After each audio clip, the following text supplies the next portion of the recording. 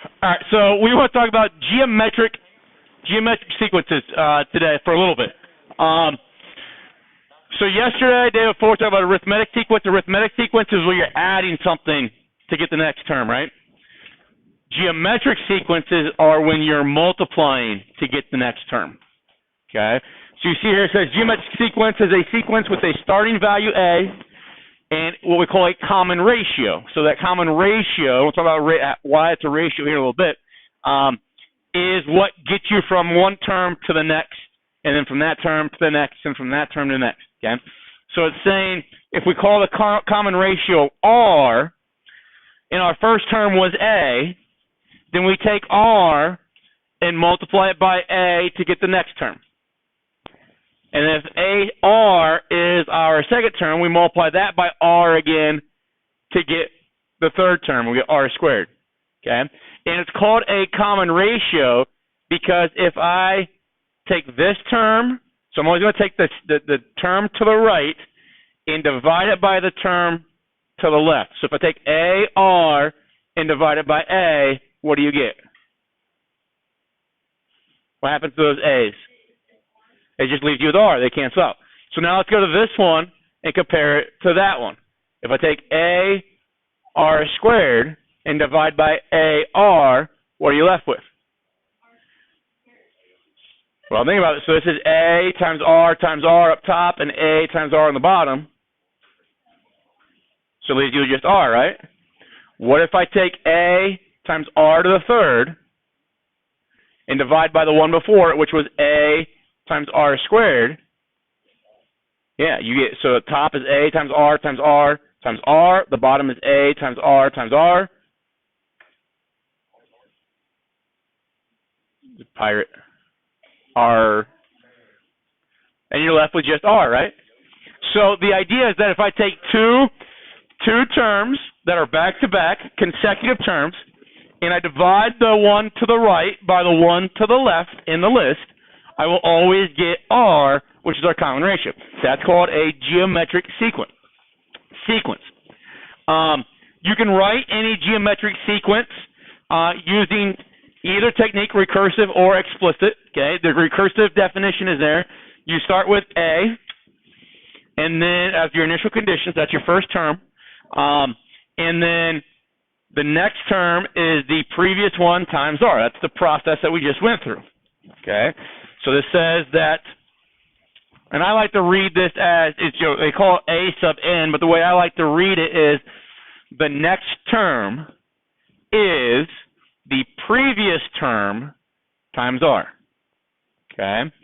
So the next term is always your previous term times R. Okay? That's what that notation is telling us. Okay?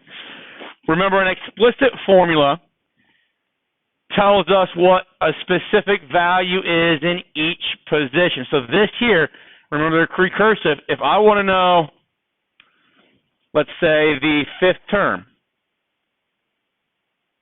so n equals 5. If I want to know that, then in a recursive formula, I need to know R, and I would multiply it by that term there, right? Well, then I need to know the fourth term to know the fifth term. And if I wanted to know the fifth term, I need the fourth term. But to know the fourth term, I need the third term. And to know the third term, I need the second term. And to know the second term, I need the first term, which is why they always say you need an initial condition, because you need something as your foundation to get your list going. Okay? An explicit formula doesn't need that. An explicit formula says, okay, you need A sub 1. Okay, so I still need that initial thing. But if I want to know the fifth term here, all I've got to do is plug 5 in right there to that n, evaluate, and I'll know the fifth term. Does that make sense to everybody? Okay. So do a couple examples here. If I look at this one, okay, they want to know, is it recursive, or sorry, not recursive, is it geometric or is it arithmetic? And if it is either of those, write the rule. So what we do, and this might be something that you start looking at initially, so okay, if I look at those two, you might say, well, there's a common difference. Kind of like what we do with arithmetic sequences, right? And you say, well, that's 3. But then I look at those, and I say, okay, there's a common difference of 6. So it's not common anymore, right? There was a difference of 3 and a difference of 6. So when that's the case, obviously it's not arithmetic. You then want to check immediately, is it geometric? So to check if it's geometric, you take the next term and divide it by the previous. So I'm going to start with 6 and divide it by 3. What's 6 divided by 3? 2. Then I'm going to go to the next term, which is 12, and divide it by its previous. What's 12 divided by 6? 2. And then I go to the next term, which is 24 divided by 12. 2. 48 divided by 24. 2. So we're doing division, so that 2 is our common ratio. Is that okay with everybody? Now, if I wanted to write some rules, let's write a recursive rule. Recursive means that I have to have two conditions. I have to have the first term. Do I have the first term? That's 3, right? So I start with the first term, and then a sub n, okay, is going to be a sub n minus 1 times r. What's r in this case? 2. Okay? So that's my recursive rule. So let's just think about this. Let's see if that works. If I want the third term, which is 12 up there, right? Okay? If you want this third term, you need the term that came before it, which would be a sub 2, which would be 6, right? If I take 6 and multiply it by 2, do you get 12? Yeah. Okay? So this is saying to find the next term, a sub n, it is equal to the previous term, a sub n minus 1, and then times 2. Okay? That 2, because of multiplication being commutative, you can move that 2 out in front if you want. Some people prefer to see this as like that. Okay, but either one's fine. Now, if I want the explicit form, okay, a sub n, okay, is equal to a sub 1 r to the n minus 1. So what's a sub 1?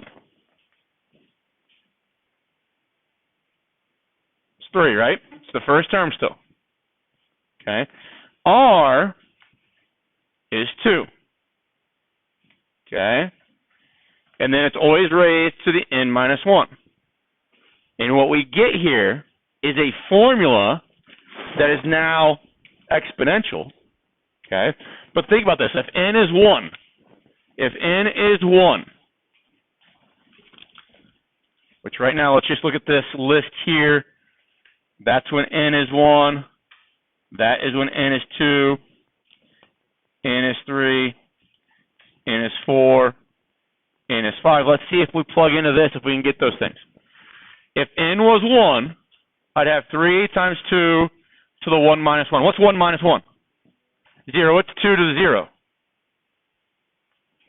1. So what's 3 times 1? 3. And that gives me that first term. Let's see a sub 2. We have 3 times 2 to the n, which would be 2, minus 1. What's 3? Oh, what's 2 minus 1 first? 1. What's 2 the first? 2, so now I have 3 times 2, which is 6. That's the second term. Let's find a sub 3. Okay, it'd be 3 times 2 to the 3 minus 1. What's 3 minus 1? 2, so now I have 2 squared. What's 2 squared? 4. 4 times 3 is 12. And it gives me that third term, right? Okay.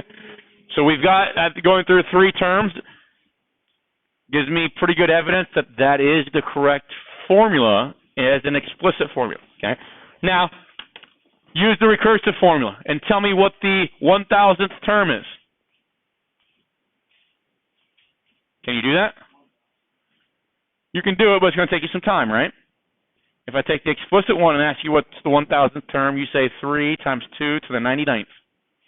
Now, 2 to the 99th is a very large number, okay, so we probably won't really multiply that out. We'll just leave it as the 1000th term is 3 times 2 to the 99th. And then maybe if I want the 999th term, then it would be, 3 times 2 to the 998. I can leave them there as those values. Did it give you an overflow? Okay, so if I like 2 to the 1000th power or 2 to the 999th power, it's such a large value that your calculator doesn't have the RAM to do that multiplication. Tell me, get out of here.